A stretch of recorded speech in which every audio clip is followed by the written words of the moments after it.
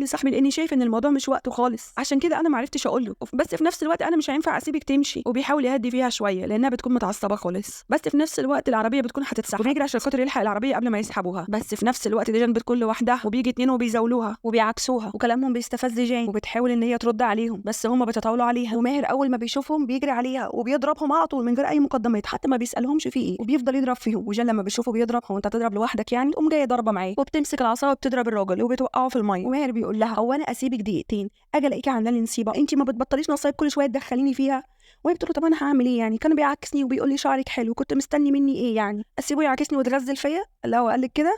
قالت له قال لها بس انت ضربتيه جامد. قالت له بس ايه رايك فيا؟ قال لها انت النوع اللي انا بموت فيه، انت اتخلقتي عشان خاطري وبس. وبيكونوا مبسوطين جدا من اللي هم عملوه في الشباب. ولما بيوصلوا بالبيت الجده بتكلم جين بطريقه مش كويسه وبتقول لها اوضتك جاهزه يلا اطلعيها. بتكلم ماهر وبتقول له انت قعدتها هنا على اساس ان هي ضيفه واحنا حطيناها فوق دماغنا وما اتكلمناش، بس ان انت كل شويه تروح وتخرج معانا ما يصحش، وعيب اللي انت بتعمله ده. البيت دوت ليه اصول ولازم تمشي على اساسه. وماهر بيقول لها غريبه قوي، انت جايه بعد السنين دي كلها، بعد 30 سنه جايه تعلميني الاصول البيت اللي انا اصلا عمري ما دخلته. بتتاثر الجده من كلام ماهر وبتكون متضايقه خالص من كلامه. في نفس الوقت جين بتطلع فوق وبتجيلها سرايا وهي لقانه متوتره على ابنها وخايفه عليه ومش عارفه ليه هو اتاخر. وبتقول لها خدي افتحي لي التليفون ده، انا مش عارفه افتحه، التليفون دوت ماهر عطاهولي عشان اطمن عليه في اي وقت بس انا مش عارفه افتحه. بس الموبايل ما بيكونش فيه رمز ولا فيه اي حاجه بس ما بتكونش هي عارفه تفتحه. وجان بتطمنها وبتقول لها ما تخافيش على ماهر، ماهر دلوقتي في اوضته. وبتجري سرايا تروح تطمن على ابنها وبتسيب الموبايل في ايد جان. وجان بتحب انها تطمن على جدتها وبتتصل بيها. وفي اللحظه دي سليم بيكون هناك وبيسمع صوت التليفون وبيجبر ليلى ان هي ترد على التليفون. وبعد ما جان بتطمن عليهم بتطلب ان هي تكلم جدتها. وسليم بيجبر الجده ان هي تسالها هي فين، وبتضطر الجده لانها بتكون خايفه على كرش اللي يعمل فيه حاجه بعد ما خطفه ومهدده ان هو هيقتله في اي وقت لو هو ما وصلش لجان.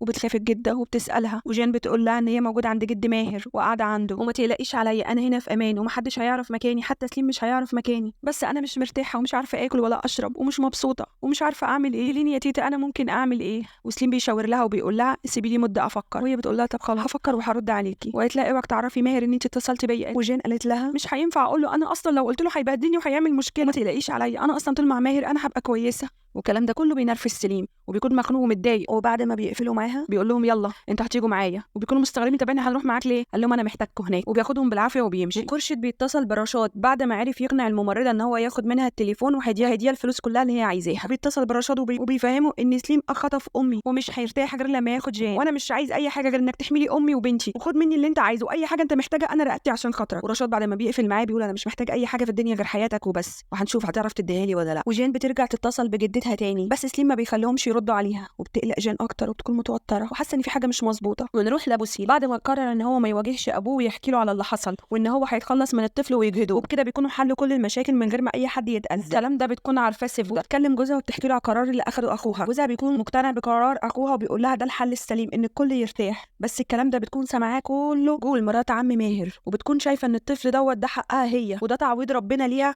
بعد ما ابنها مات، فمش هينفع ان هي تجهده وان هي عايزه الولد وما بيعجبهاش الكلام ده. تاني يوم في المستشفى سيلا بتكون خارجه من اوضه العمليات وبيكونوا مفكره ان الطفل ان هي خلاص خلصت منه، بس سيفدا بتقول لها لا احنا ما خلصناش من البيبي. وبيظهر شخص والشخص دوت بيكون ابو سيفدا وبيكون جابر وبيكون عارف كل حاجه من جول مرات عم ماهر وهي اللي جابته عشان خاطر يوقف العمليه وبيكون ناوي ما يعديش الموضوع على خير. ونروح لسليم بعد ما خد الجده وليلى ومامتها في مكان مقفول وحبسهم فيه واجبر الجده انها تتصل بجان وقال لها تقول لها في عربيه هتكون مستنياكي قدام البيت لان سليم مش هيعرف ياخد جان من جوه البيت، فطلب من الجده ان في عربيه هتستناها قدام البيت كأن الجده هي اللي بعتها لها وبتوصف لها العربيه وبتقول لها ان هي مستنياكي بره. بس في نفس الوقت بتقول لها يا جان خلي قدرك قدام عينك وما تبعديش عن قدرك قدامك. بس جان ما بتكونش فاهمه الكلمه يعني انا مش فاهمه حاجه وبتدي تليفون لسوريا من غير ما تحسسها بحاجه وبتسلم عليها وبتمشي. ماهر يشوفها علشان خاطر تروح تركب العربيه وتروح لجدتها. وفي نفس الوقت بعد ما سليم بيطلع وبيسيب تليفون ليلى الجده بتخلي ليلى تبعت رساله لجان ان هي ما تتحركش وان ده فخ من سليم وبتقول لها ابعتيها بسرعه. بس الموبايل بيكون مع سوريا وسوريا ما بتكونش عارفه تقرا الرساله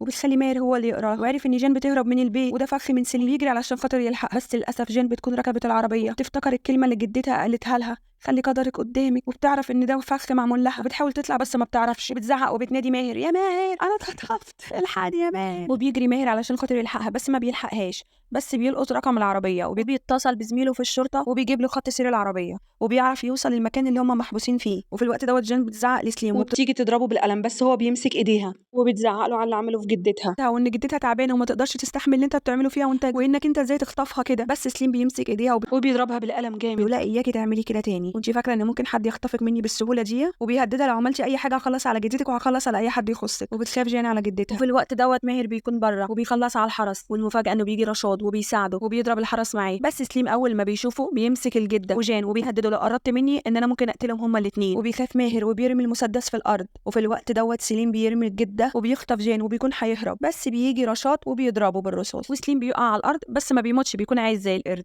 وماهر بيشكر رشاد على وقفته معاه، ورشاد بيقول له امشي وخد جان واطمن على الستات، انا هرجعهم مكانهم. وبيمسك جان وبيفضل يزعق فيها في العربيه وبيبهدلها وبيقول لها انت تسمعيش كلامي ليه؟ شفتي؟ مش انا قلت لك ما تتصليش بحد؟ شفتي اللي حصل؟ انت ليه ما بتسمعيش الكلام؟ وجان بتقول له انا كنت عايزه اطمن على تيتا وكنت خايفه من قعدتي هنا، انا كنت مرعوبه من القعده هنا وخايفه يعرفوا انا مين. قال وماهر بيقول لها انا مش قلت لك مالكيش دعوه، انا هعرف اتصرف، وقلت لك ما حدش هيعرف انت مين. وبتكون جان واقفه ومتوتره ومش عارفه تعمل ايه، وبتقول له سليم ما ماتش واكيد هيرجع تاني عشان خاطر ياخدني. وماهر بيقول لها بس المره الجايه مش هيعرف ياخدك. قالت له ليه بقى؟ وبيقول لها لاني انا هتجوزك ومحدش هيعرف ياخدك مني تاني ابدا. وبيدخل البيت وبينادي على جده وجدته وبيقول لهم انا بكره انا هتجوز جين ضروري وما عنديش وقت للتاخير. وبيكونوا واقفين ومصدومين ومش عارفين يردوا عليه ولسه هيتكلموا بيسمعوا صوت من بره. وبيكون ابو سيف ده وجاي ومنفعل وبينادي على ماهر وبيقول له زمان ابوك ما طلعش راجل وساب بنتي وعمك الصغير اتجوزها وقلنا خلاص نداري على الموضوع، والمره دي كمان انت هتطلع ندل زي ابوك وتسيلة حامل وتهرب. وبيرميها تحت رجل ماهر وماهر بيكون مستغرب، سيلة حامل وانا مالي ان سيلة حامل واهرب ليه وانا اعرفها اصلا ولا جيت جنبها؟ وجابر بيكون منفعل جدا وبيقول له انت لازم تتجوزها. وبيصطدم ماهر وجان يكونوا مصدومين ومش بيردوا.